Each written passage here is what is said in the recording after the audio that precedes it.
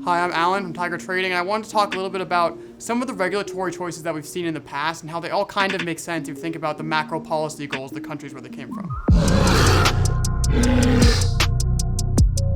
Mostly there's been a lot of different kind of regulatory response to crypto from different countries, and a lot of it might seem kind of erratic, and sometimes there have even been shifts in policy that seem kind of erratic, which actually makes sense if you think about the long-term policy goals of that country. So I'm going to go through a couple examples that I think are pretty demonstrative of this. One would be in Japan. So in Japan, they've been trying to depreciate the yen to get people out of cash and out of government bonds for most of the past decade.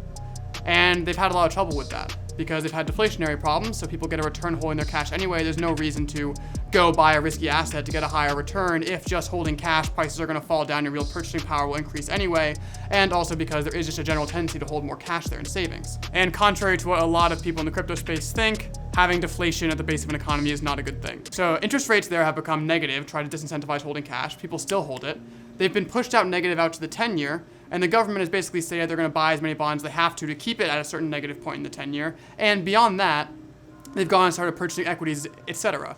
With all of this, Japanese households and Japanese pension funds, which are some of the largest pools of capital in the world, have not really done that much moving of money out of Japan and outside of these low-yielding assets. To the degree that they have actually moved outside of them, they've hedged that exposure back, so no longer had an effect on the currency. They hedged so much money back that actually for a pretty consistent period had a positive arbitrage where you could make free money if you had cheap enough access to enough leverage in the basis swap, which is the difference between the interest rates and the futures markets.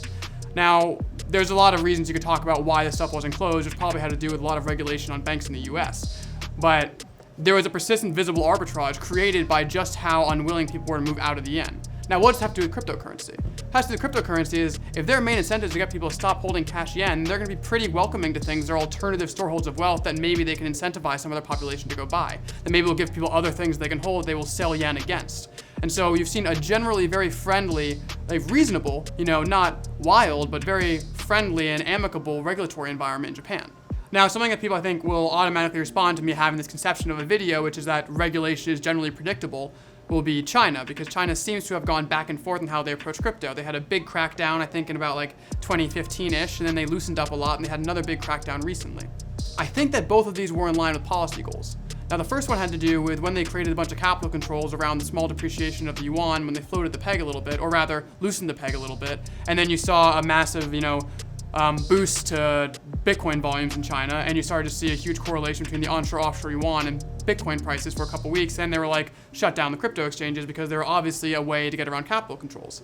Now, that was specific to that purpose, and then once some of that capital flight pressure abated, then there was no reason to be so strict about something that could be a really beneficial industry.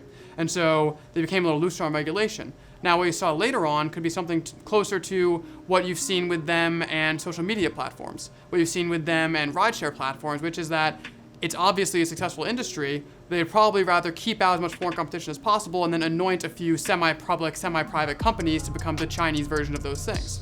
So what I think you're going to see in China is probably an anointing of certain companies or certain networks to kind of be the Chinese version of these pre-existing companies or of whatever the next thing in the crypto industry is. They kind of be the equivalent of the WeChat or the Renren or the Didi to the equivalents that we have in the US, whether it be,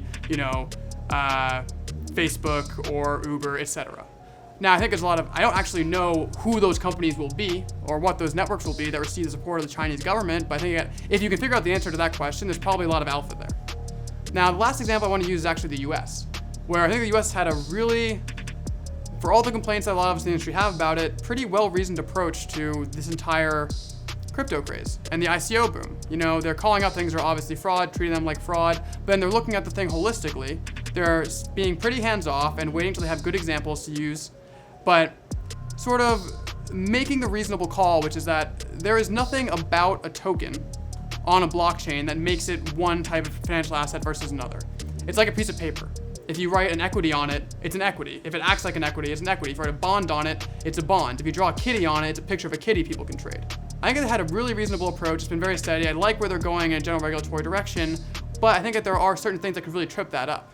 One would be, I think that if any really major example of crypto being used to subvert US sanctions or crypto being used to fund terrorist organizations, really anything you can think of where suddenly the capabilities of crypto make something possible in a really high profile way that is against US policy goals, I think that the generally reasoned approach to crypto regulation in the US could evaporate really, really quickly, and the sort of hammer of strict regulation would come down in response. Thank you for watching. If you have any questions left, let us know. We'll make more videos to explain anything, and make sure to sign up for our free beta at tigertrading.com.